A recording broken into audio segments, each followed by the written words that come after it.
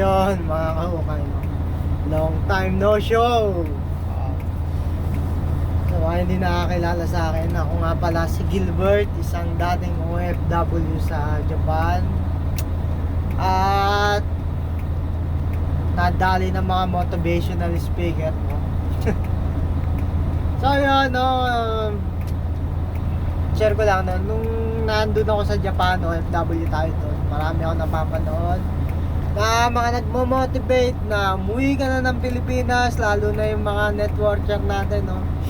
Umuwi ka na ng Pilipinas, magnegosyo ka doon, hindi ka habang buhay na anong tawag doon, hindi ka habang buhay na dapat empleyado, dapat magnegosyo ka, mag-invest ka dito, mag-invest ka dyan, yun. Pero guys, yun, after kong magtrabaho nga doon, umuwi ako dito sa Pilipinas at nagnegosyo. At ito tayo ngayon,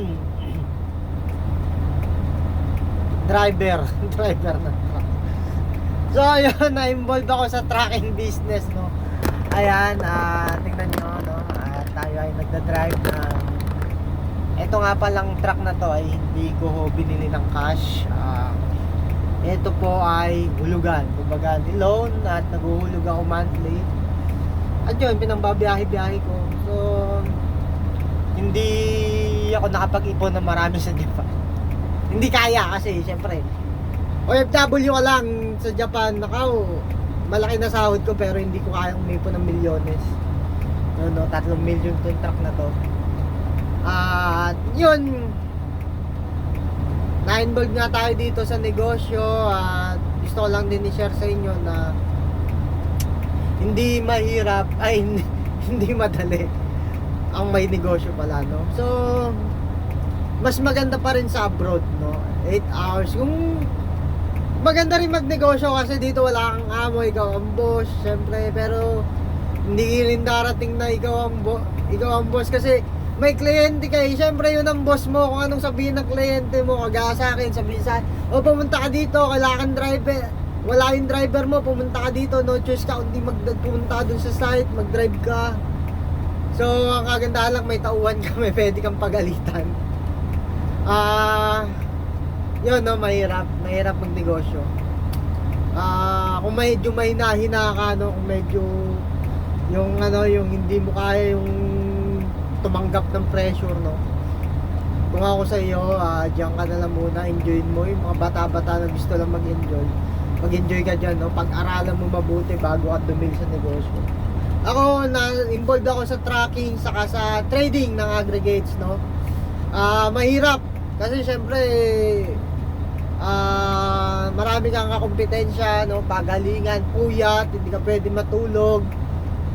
Mayat maya may tatawag sa iyo, hindi ka pwedeng magbakasyon, no. Ganon kahirap ang negosyo, no.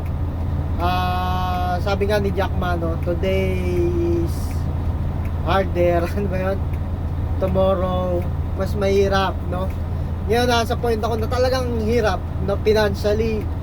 Siyempre hindi naman kaagad kubra ka agad, malaking pera yung involved. Minsan may time na talagang hindi ka makasingil, no, na milyon ang pinag-uusapan. Yun, mahirap, masakit sa ulo, pero enjoy lang, no. Sa mga gustong mga OFW natin dyan na yung namo-motivate, no. So yun, pag-aralan nyo muna, no. Mahirap umuwi dito ng sakto lang yung puhunan mo, tapos medyo malulugi ka, tatayo ka ng sari-sari store, ganyan, no. Mas magandang mabuhay sa abroad, may hinihintay kang sahod. Kung hindi ka pa naman talaga handa, no, mahirap madali ng negosyo, lalo na pagka hindi mo kaya yung presyo. So yun lang, no, napahaba mga kahukay. Sundan nyo ako sa aking mga negosyo tips. Kung paano ba ang buhay dito. At after nating my life after Japan, no, medyo busy lang, hindi na nakapag-upload. Pero yan yung mga natatawa nga ako, no, may mga kahukay tayong na-destino ako dito sa mga project dito. May mga nakakilala sa akin, no, mga operator. At yun, nababanggit nga nila, ba't hindi ka nang bumalik? Yun nga, sabi ko sa nila, wala, nandito na tayo. Pero hoping na gusto kong bumalik, kaso alam mo yung pwede akong bumalik, pinapabalik ako ng company ko. Kinukulit nga ako tila monthly tumatawag. Kailan daw ako mabalik? Hindi ako makabalik kasi nga nandito ako sa negosyo, no, hindi ko pwedeng iwanan to.